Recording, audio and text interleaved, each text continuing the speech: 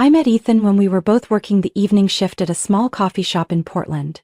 I was 22, a senior majoring in communications, while he was 31, long out of school but still struggling with nearly a decade of student debt. Ethan wasn't like the other men who had passed through my life. He wasn't charming or full of empty promises, but there was something in the way he looked at me that made me feel genuinely heard. We started talking after a few shifts together. Mostly about small things, like how the espresso machine always broke down at the busiest hour, or how he always played jazz in the background, even though no one but me seemed to notice. After just a few weeks, I got used to bringing him a pastry at the end of our shift, and he always quietly waited for me to lock up so we could walk to the bus stop together. We weren't officially dating, we just grew into each other. My family wasn't well off. My parents divorced when I was in high school. My mom worked night shifts as a nurse, and my dad had moved to another state with his new wife. I'd always been independent, studying, working, and saving every penny so I wouldn't have to move back in with my mom after graduation. Ethan had a difficult family story too. His father had a gambling addiction, and his mother was always scrambling to cover the debts. He once said something that stuck with me: "I'm not afraid of being poor, I'm afraid of being stuck." I remember looking at him for a long time after that. Maybe because that fear felt so familiar to me too. After I graduated, I was lucky to get a full-time job at an ad agency. The pay wasn't great, but it was stable. I rented a small apartment in the suburbs of Beaverton. Not too far from downtown, but quiet enough for me to breathe after long days. Ethan was still working part-time as a barista and occasionally picking up event setup jobs for extra cash. He told me he hadn't finished paying off his student loans, and because his income was unstable, he couldn't get approved for a decent place to live. I knew he was trying. I could see it in the dark circles under his eyes after late-night shifts. And maybe that's why I said it so naturally. I didn't even realize I was offering. "Why don't you move in with me for a while?" He hesitated, then asked quietly, "Are you sure? I don't want to be a burden." "Ethan, I'm not trying to rescue anyone. I just don't want to see you crashing on couches week after week." We moved in together on a late fall afternoon. I still remember, he showed up with one suitcase and 3 boxes of books. He said, "This is everything I have left." And I didn't say a word. I just handed him a hanger. From that day, I took on most of the rent, almost 80%. Ethan paid the rest, and we split the utilities evenly. I told him to focus on paying off his debt as long as he helped keep the apartment tidy. The place was small but cozy. I liked waking up earlier than him, brewing coffee and letting him sleep in. In the evenings, I cooked while he played music, still jazz. Even when we were tired, it felt peaceful. He'd sometimes sit on the floor, lean back against the sofa, and say to me, "I never imagined anyone would give me a place to come home to, thank you." At first I thought it was just temporary. I told myself Ethan was trying, that he just needed some stability, someone to believe in him, and then he'd find his rhythm again. But 6 months passed, then 8, and I started to feel tired. Even though my job at the agency kept me out from 8 in the morning until after 6 in the evening, I was still the one cooking dinner, doing laundry, cleaning, grocery shopping on weekends, and covering most of the rent. Ethan still hadn't found anything more stable than his part-time barista gig downtown, which only covered his portion. I didn't expect him to split everything evenly, but at the very least, take out the trash. That was the only thing I asked. Since he usually ate dinner last, all I wanted was for him to take the trash out on his way down to check the mail. It took less than 2 minutes, but every time I reminded him, he'd give me a sheepish smile and say, "Sorry, I forgot. I'll do it next time." That next time happened so often I memorized the exact tone in his voice and the way he shrugged like I was overreacting. I'd thought about having a serious conversation, not snippy comments after work, but a real calm talk. So one late night in early spring, I wrote him a letter. I didn't want to blame or complain, I just shared a few small things that hurt me, that I felt like I was becoming invisible in my own apartment, that I needed some kind of partnership, not financial but emotional, presence, respect. I left the letter on the table between his notebook and the coffee mug he always used. The next morning it was still there. 3 days later, I saw him using the notebook to prop up a glass of water. The letter had been folded and tucked inside, never opened. I didn't bring it up. I didn't write another. I quietly retreated into routine, cooking, cleaning, paying bills. And Ethan kept coming home, dropping his shoes in the hallway, collapsing on the couch, remote in hand, complaining about how demanding the customers were. That week, I had to work Saturday because our project was nearing its final stage. I left some food in the fridge and texted Ethan to remind him to reheat it before eating. He didn't reply, but I figured he was busy. That night, I got home close to 10 p.m., completely drained. I just wanted to lie down in bed and take a deep breath in a clean space. But as soon as I opened the door, I froze. Snack crumbs covered the floor, soda cans rolled around the living room. The kitchen smelled like someone had baked a pizza and forgotten it in the oven. The dining table was a mess of paper plates, cookie boxes, and instant noodle wrappers. I walked into the kitchen. Dirty dishes overflowed in the sink, grease smeared across the countertop. A huge trash bag sat by the door, lid popped open, banana peels and tissues spilling out. Wet clothes were scattered inside the washing machine, probably left there since the day before. I stood in the middle of the mess, not knowing where to start.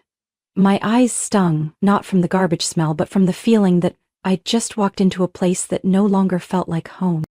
Ethan appeared from the bedroom, holding a can of beer, scratching his head. "Oh, you're home?"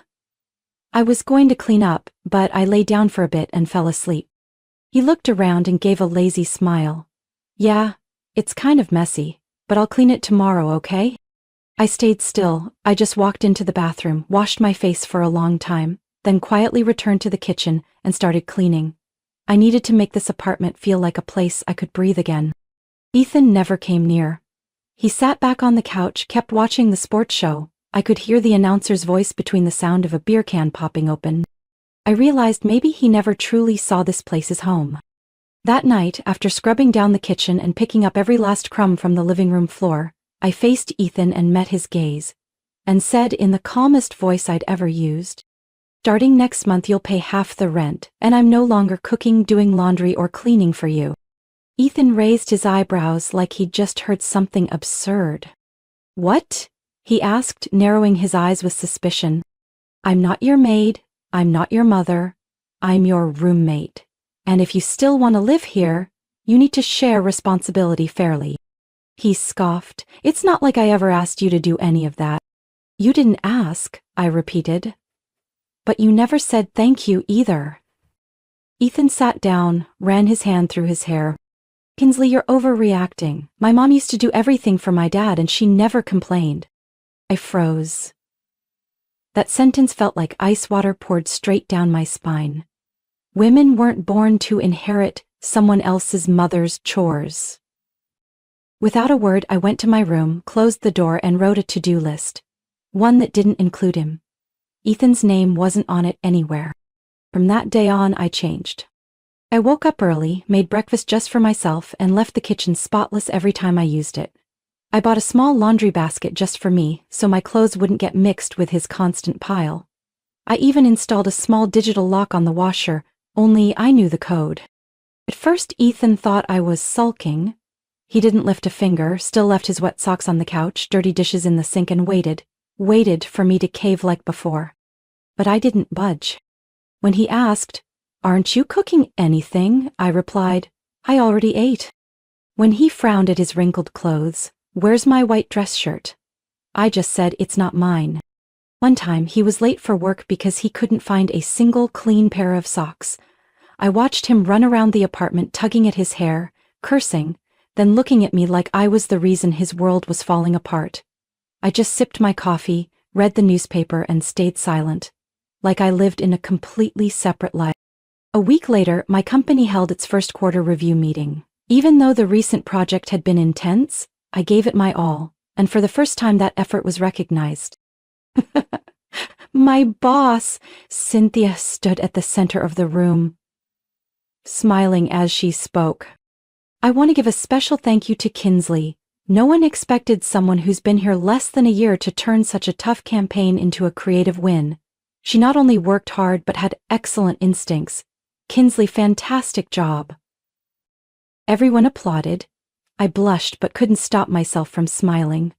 That evening, at home, I told Ethan the story while reheating leftover pasta. He was sitting in front of the TV, beer can next to the remote. He listened, said nothing. When I ended the story with a joke, My boss even called me a woman who leads. He gave a dry laugh. Yeah, because women these days only care about leading. What do you mean? He shrugged, his eyes colder now. Nothing, just sometimes I wonder if you want a boyfriend or a subordinate. I tightened my grip on the glass in my hand but didn't react. I got it now. Ethan didn't want a partner. He wanted someone to serve him and admire him quietly, unconditionally. I said calmly, "If you want to be served, find someone else. I'm not her anymore." Ethan had no words, but for the first time, that usual smug look in his eyes was gone. In its place, confusion. I didn't care what he was thinking. I was finally learning to think for myself. About 2 weeks after that quarterly meeting, I walked through the front door after work and found Ethan sitting at the kitchen table, sweating, holding a bank debt notice. Before I could say anything, he spoke first. "Kinsley, can you lend me $2,000? I set my bag down on the chair. "For what?" Ethan looked at me, so straight, so shameless. "I want to buy an engagement ring for Bella." I laughed. I didn't know if it was from shock or bitterness, but there wasn't a trace of humor in it. "Come again?" His face didn't change. "Bella is kind, mature, and traditional. I think she deserves a proper ring." "And you think I'll help you buy a ring to propose to another woman?" I asked, my voice so cold it startled even me. Ethan blinked.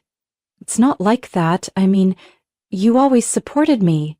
You believed I could do anything."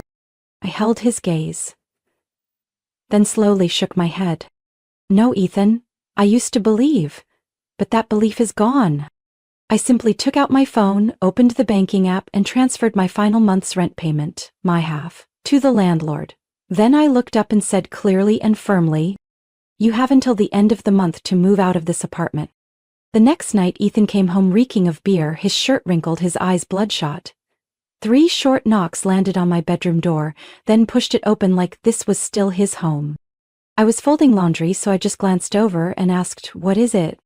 He leaned against the doorframe, slurring slightly. "I don't get it. Why are you being so cold?"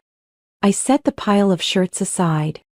"Because I've run out of reasons to be kind to someone who only knows how to belittle decency." Ethan laughed. "This is all about that marketing team lead position, huh? You think you're hot stuff now? Think you don't need anyone, so you're kicking me out of your life? It's not because I'm good at what I do, it's because I refuse to become a shadow in someone else's story." He stepped into the room, raising his voice. "Women these days are terrifying. Always strong, independent, don't want to be wives, just want to be the boss. I'm not afraid of being a wife. I'm afraid of marrying someone who makes me apologize to myself every day." Ethan went silent for a moment, like he'd just been slapped with ice water in the middle of the night. I walked to the door and opened it. "I'm tired. Say whatever you need to say, then let me have some peace." He searched my face for one final flicker of sympathy. "Bella can give me the kind of life you never could," he said. "Well, congratulations," I smiled. "You should go be with her. And don't come back here again." 3 days before Ethan's move-out deadline, I came home late after finalizing the plan for a new brand campaign. I was looking forward to a hot shower, a bit of salad, and a few chapters of the book I'd been meaning to finish. But the moment I stepped in, everything stopped. In the living room, under the warm yellow light, the scene burned my eyes. Ethan was lounging on the sofa, and beside him was a blonde woman in a tight dress, holding a large designer bag. She had her legs propped on the coffee table and was laughing loudly as Ethan poured wine into her glass. I recognized her immediately. Bella, the woman Ethan once called just a close coworker. The one he planned to propose to, with a ring he wanted to buy using money I was supposed to lend him.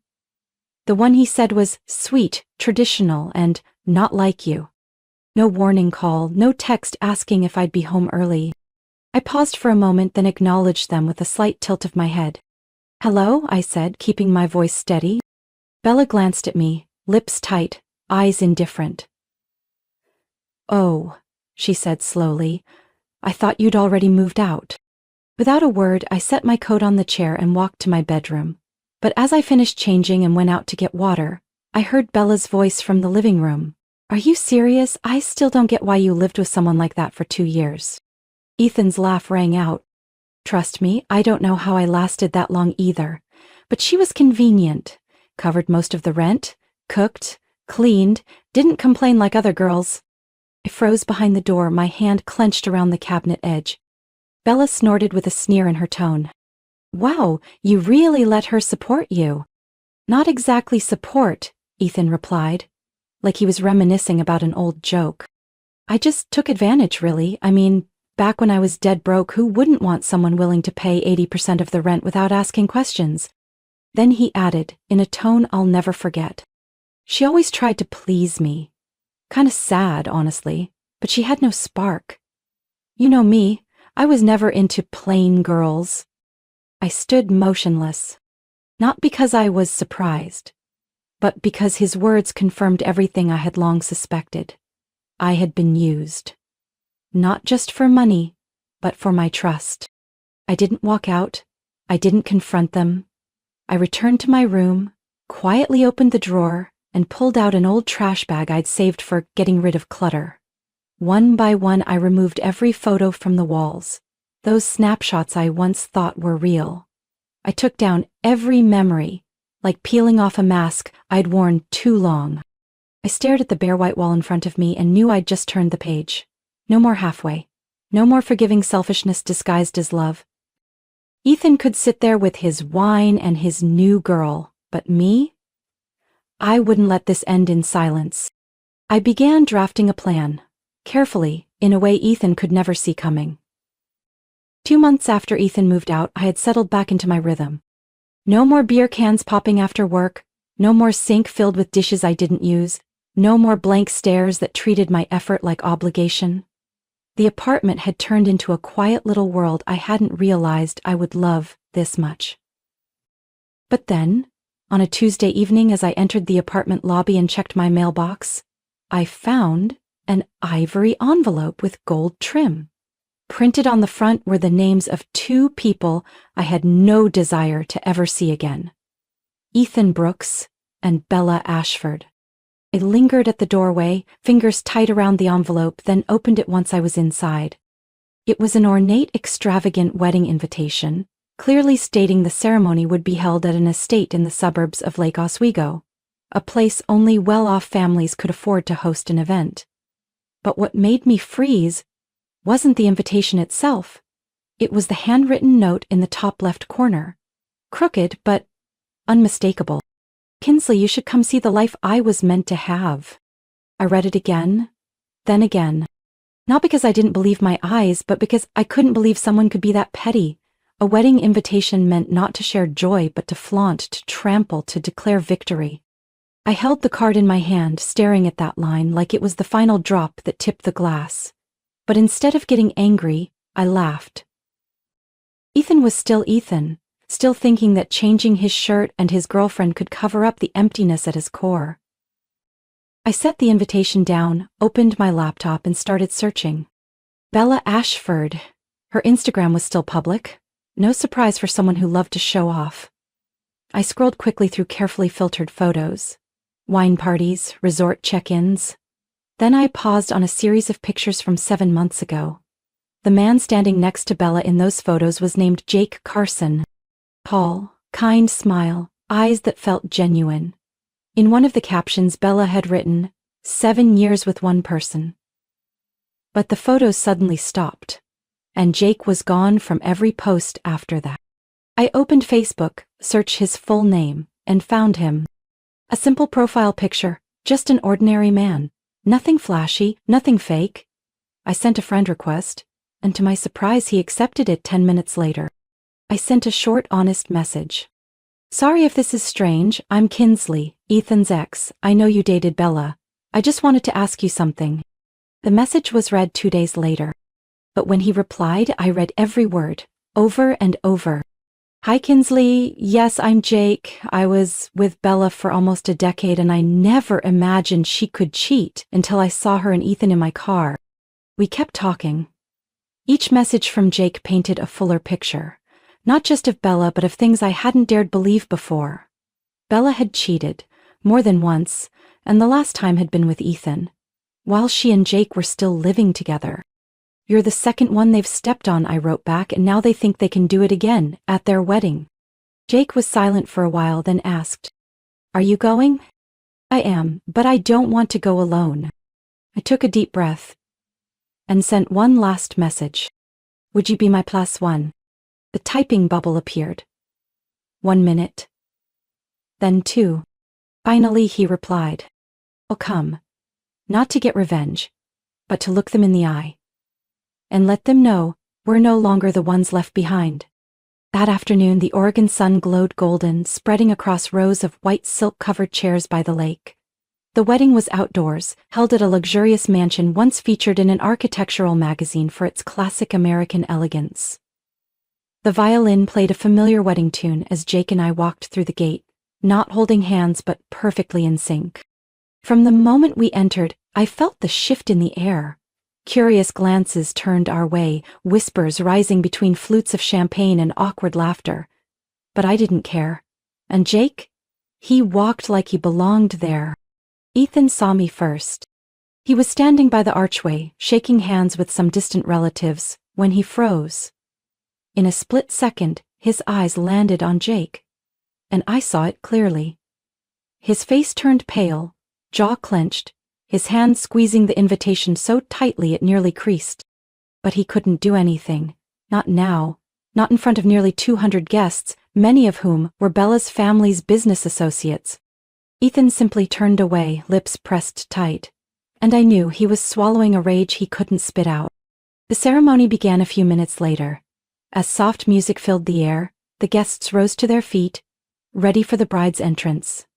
Bella appeared in a stunning white gown, her arm looped through her father's, taking graceful steps along the flower-strewn path. Her eyes swept the crowd, then landed on me. And Jake? Bella's eyes widened like she couldn't believe what she was seeing. For a moment she faltered, her grip on her father's arm tightened. Then, maybe prompted by Ethan's stare at the end of the aisle, she moved forward, but the confusion never left her face. The wedding proceeded by the book. Ethan read his vows first. His voice flat, devoid of emotion. When it was Bella's turn, she took the mic. Then suddenly asked to excuse herself for a few minutes because she was feeling a little lightheaded. Ethan stiffened, but he couldn't stop her, not in front of all those eyes. Bella stepped quietly off the stage, lifting the hem of her long dress, her eyes never leaving Jake. A few minutes passed, then 10, then 20. The ceremony couldn't continue. Ethan started pacing, turning repeatedly, whispering questions to the bridesmaids and family members. Then suddenly an event coordinator stepped onto the stage, holding a folded piece of paper, his face pale. He whispered something to the DJ and the music stopped instantly. The crowd fell silent. The coordinator spoke, his voice slightly trembling. Apologies for the interruption, but the bride has left behind a letter addressed to everyone present here today. A wave of murmur spread across the room. He unfolded the letter and began to read aloud. To Ethan and everyone who took the time to be here today. I know I owe you all an explanation. The truth is, when I saw Jake, I realized my heart had never truly left that man. I made a mistake, letting fleeting emotions and admiration cloud my judgment. Ethan, you are an ambitious man, but I can't enter a marriage I'm not fully committed to. I'm sorry for letting it go this far. I've left the estate, and I hope everyone can understand my decision. As the final word was read, the entire hall went quiet. Ethan didn't move. His eyes were wide, stunned, still clutching the wedding ring he never got to place. Someone in the audience let out a stifled laugh. Cameras began clicking. Jake sat beside me, silent. So was I. Our eyes met. No words, no reaction needed. No words. Everything had been said in that silence. Ethan turned his head, eyes scanning as if looking for someone to blame. He passed over me and stopped. No flinch, just a small deliberate smile. Enough for him to know it was over. The game he staged to show off his triumph had backfired. The reception unraveled in chaos. Some guests left early, others live-streamed the letter reading. And just 3 hours later, a video titled, "Bride Walks Out Mid-Wedding at Lavish Lake Oswego Ceremony" was already online. Jake and I left quietly. I thought that after that day, Ethan would quietly disappear from my life like a wound that heals on its own with time. 3 days after the wedding fell apart, on a Sunday morning, just as I opened the door to head to the grocery store, I found Ethan standing right outside my apartment. Shirt wrinkled, eyes sunken, hair a mess. He didn't look like someone heartbroken. He looked like someone who had just lost every card in the game. "Feel proud now?" His first words, no greeting. I stayed calm, arms crossed. "Why are you here?" Ethan stepped closer, pointing at me like I was the root of every disaster. "You ruined my life. Do you even know what you did? You brought Jake to the wedding just to humiliate me." I looked at him for a long moment, then replied slowly, "I didn't ruin your wedding. You destroyed it yourself with your own greed and lies." Ethan opened his mouth to say something, but I raised my hand, cutting him off. "And if you don't leave right now, I'm calling the police. Believe me, I'm not bluffing." He stepped back half a foot, eyes still burning red. "You always think you're so righteous, don't you?" I didn't answer. I closed the door in his face, not letting another word in. That same afternoon, I called the locksmith to change all the locks. At the same time, I scheduled the installation of a hallway security camera. I wasn't going to live in fear of a man who didn't know how to stop. I also blocked all contact from Ethan. Calls, texts, social media. Whatever he lost, I wasn't going to return. And whatever I lost because of him, I didn't want it back. It wasn't worth it. A week later, Jake texted and asked if I wanted to meet for coffee.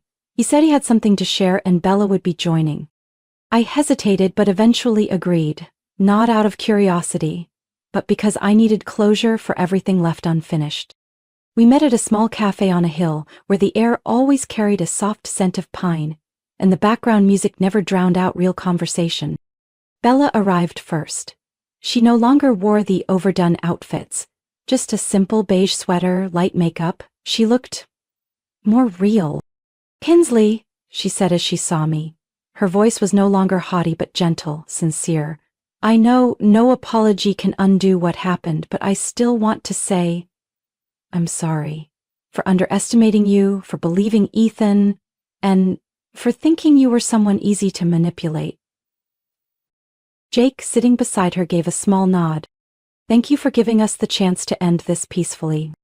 Bella continued, eyes steady. "Back then, I was jealous of you. You were too strong, independent. You didn't need anyone to protect you. I hated how I couldn't live that way, so I acted superior." I gave a faint smile. "And you realized that?" "I did. When I stood between two men and saw only one truly respected me. I didn't ask who, I already knew." We left the cafe after nearly an hour of talking. As we stepped onto the sidewalk, I noticed a sign in front of another coffee shop. "Now hiring part-time. Experience preferred." The sign made me smile, soft, almost to myself. Jake asked, "What is it?" I pointed to the words. Back then, Ethan and I met because of a sign just like that. A coffee shop, a part-time job, and a foolish girl who thought, "He needs me." Jake chuckled softly. "And now?" I gripped my coat tighter, took a deep breath. "I don't need to be needed to feel alive. I live on my own terms now." And I knew after everything I no longer carried anger, but I also had no desire to be tied to them again. I returned to my apartment that afternoon, sunlight spilling through the window. I brewed a cup of tea, opened my laptop, and started planning a short trip to Arizona. It had been a long time since I felt like myself again. And this time, I wasn't running away, I was beginning anew. With the lightness of someone no longer carrying anyone else's weight. My story isn't about revenge. It's about awakening. I once traded time, money, and trust for someone who didn't deserve any of it. Just because I was afraid of being alone. But only when I was hurt to my core did I learn how to stand tall on my own. No one gets to define my worth but me. And if you're exhausted from constantly proving your love, remember, you don't have to suffer to stay in someone else's life. What do you think of Kinsley's choice and that unexpected ending at the wedding? Share your thoughts in the comments below, and don't forget to follow the channel so you won't miss the next emotional and powerful story about family and life.